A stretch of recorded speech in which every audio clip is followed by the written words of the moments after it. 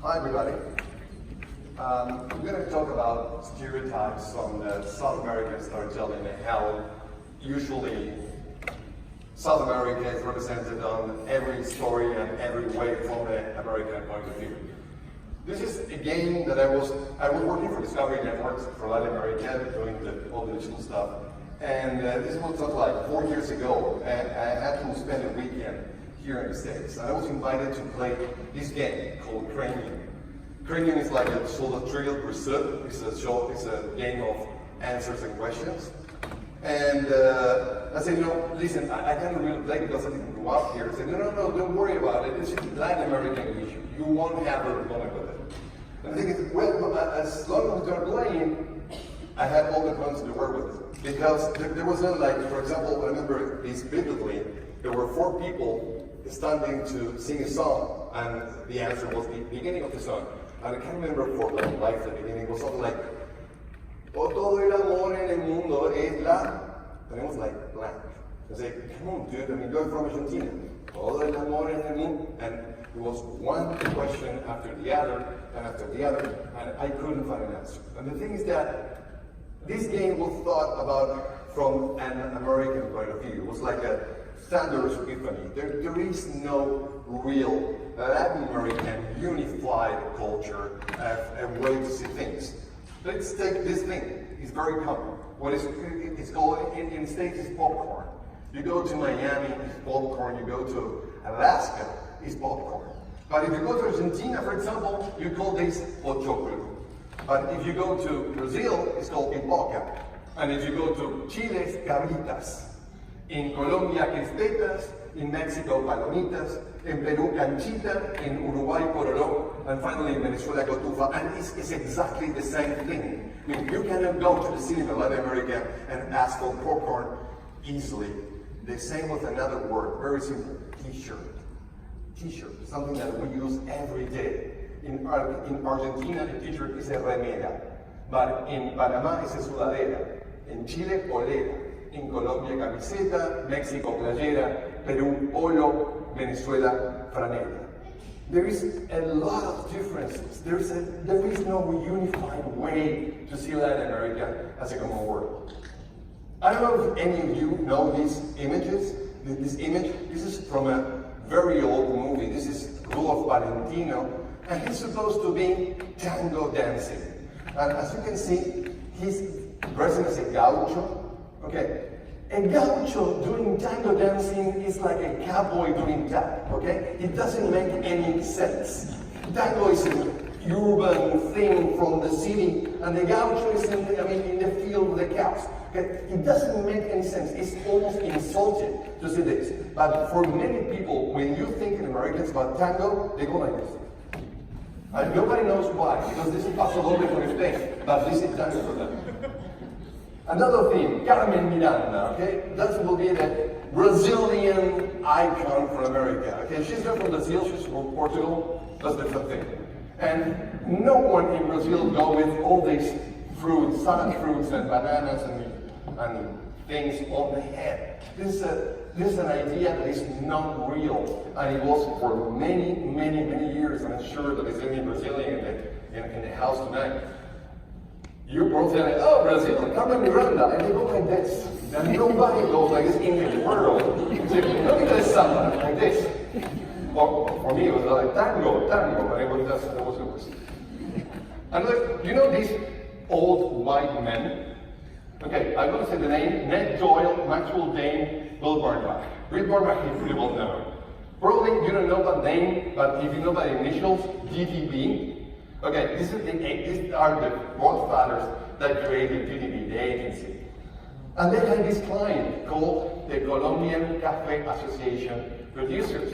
And they wanted to create a product, an idea, so people would understand what they do. They come up with José Valdés. What? Juan Valdés.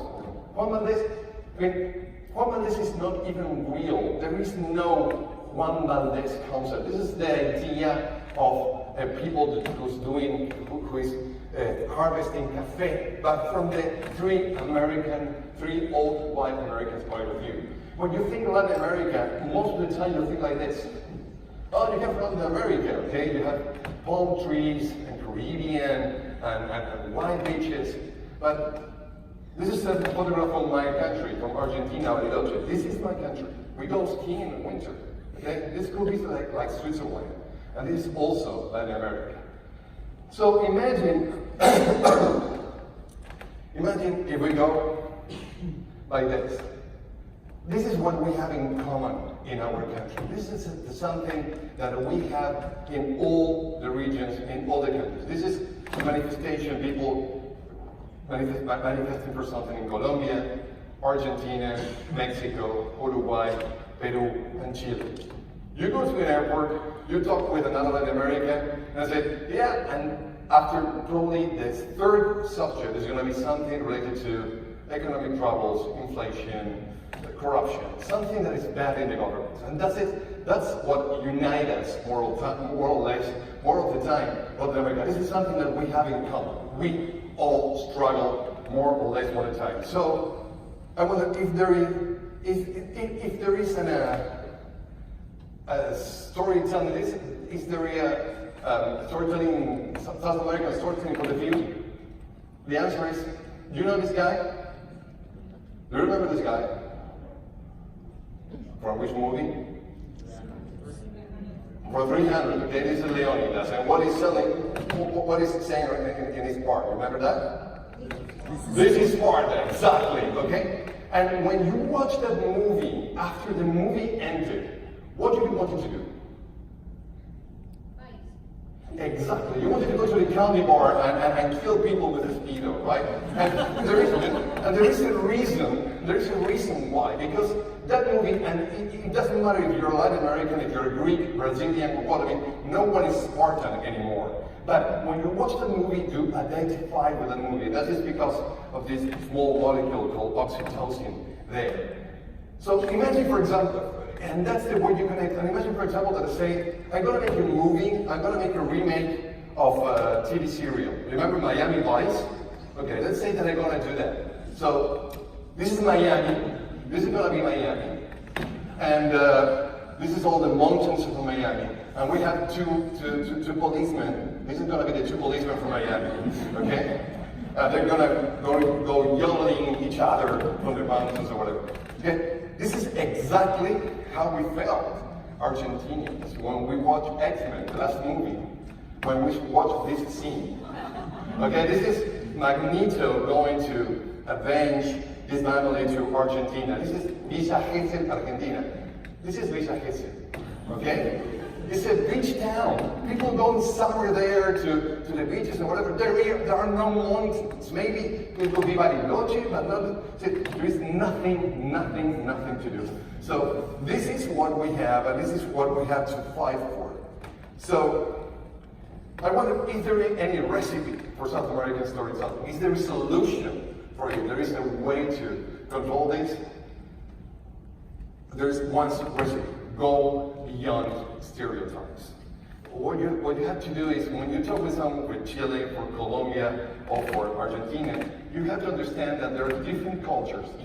We have a common layer, but the common layer maybe is the struggle, maybe it's the dream of our fathers, but there is no common culture between Spain, Argentina, and Chile. We can get along, but things are different, families are different. There are some values, but no. What is important is go beyond stereotypes.